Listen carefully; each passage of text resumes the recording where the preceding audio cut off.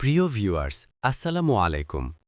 হজরত বায়েজিদ বোস্তামি রহমতুল্লাহি আলাইহি ছিলেন আউলিয়াদের শিরোমণি। একদিন তিনি নির্জনে আল্লাহর ইবাদতে মগ্ন ছিলেন। এমন সময় তার অন্তরে এক গায়েবী আওয়াজ এলো, হে বায়েজিদ, খ্রিস্টানদের বড়দিনে তাদের গির্জায় যাও এবং তাদের উৎসবে যোগ দাও, সেখানে এক মহান রহস্য লুকিয়ে আছে। তিনি প্রথমে কিছুটা দ্বিধায় পড়লেন, কিন্তু যখন পরপর ৩ বার একই নির্দেশ এলো, তিনি বুঝলেন এটি আল্লাহরই হুকুম। তিনি খ্রিস্টান পরিব্রাজকের ছদ্মবেশ ধারণ করে তাদের বড় গির্জায় গিয়ে উপস্থিত হলেন। গির্জায় তখন হাজার হাজার মানুষের ভিড়। প্রধান পাদ্রী মঞ্চে উঠলেন ভাষণ দেবার জন্য, কিন্তু তিনি মঞ্চে দাঁড়িয়েও কোনো কথা বলছেন না। সবাই অবাক হয়ে তাকিয়ে আছে। কিছুক্ষণ পর পাদ্রী বললেন, হে সমবেত সুধী, আমি কথা বলতে পারছি না, কারণ এই মজলিসে একজন মোহাম্মদী অর্থাৎ মুসলিম ব্যক্তি উপস্থিত আছেন। পুরো গির্জায় শোরগোল পড়ে গেল। খ্রিস্টানরা উত্তেজিত হয়ে চিৎকার করে বলতে লাগল, কে সে? তাকে আমাদের হাতে তুলে দিন, আমরা তাকে হত্যা করব। পাদ্রী তাদের শান্ত করে বললেন, না, তাকে হত্যা করা যাবে না। আমি তাকে একটি শর্তে নিরাপত্তা দেব, যদি তিনি আমার সমস্ত প্রশ্নের সঠিক উত্তর দিতে পারেন, আর যদি না পারেন তবে তিনি আমাদের হাতে বন্দী হবেন। হজরত বায়েজিদ বোস্তামি রহমতুল্লাহি আলাইহি অকুতভয় চিত্তে উঠে দাঁড়ালেন এবং বললেন, আমিই সেই ব্যক্তি, আপনি প্রশ্ন করুন। প্রধান পাদ্রী একে একে অত্যন্ত জটিল ও রহস্যময় ৪০টি প্রশ্ন ছুড়ে দিলেন। বায়েজিদ বোস্তামি রহমতুল্লাহি আলাইহি আল্লাহর উপর ভরসা করে একে একে উত্তর দিতে লাগলেন। পাদ্রী বললেন, এমন এক যা কোনো দ্বিতীয় নেই, সেটি কি? হজরত বায়েজিদ বোস্তামি রহমতুল্লাহি আলাইহি বললেন, তিনি হলেন একমাত্র আল্লাহ।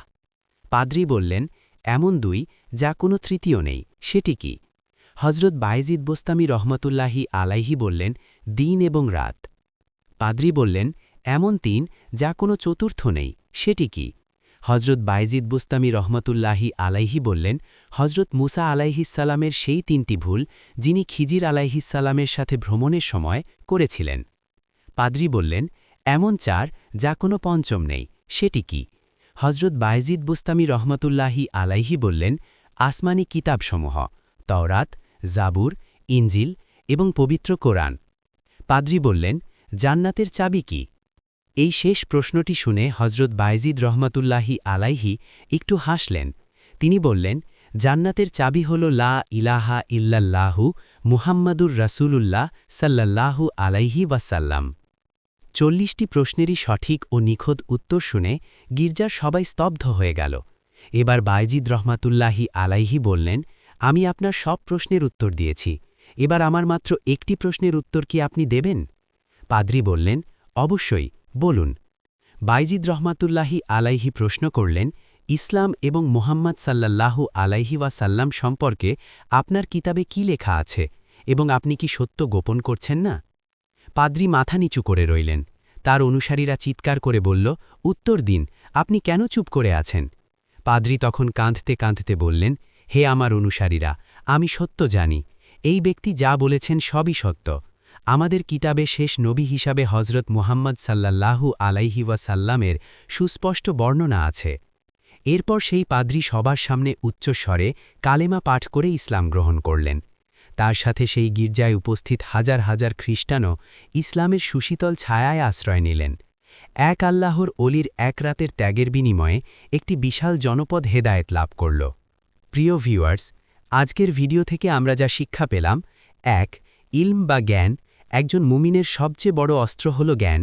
হজরত বায়েজিদ রহমাতুল্লাহি আলাইহি তার অগাধ জ্ঞান দিয়ে হাজার হাজার মানুষকে অন্ধকার থেকে আলোতে এনেছিলেন। ২.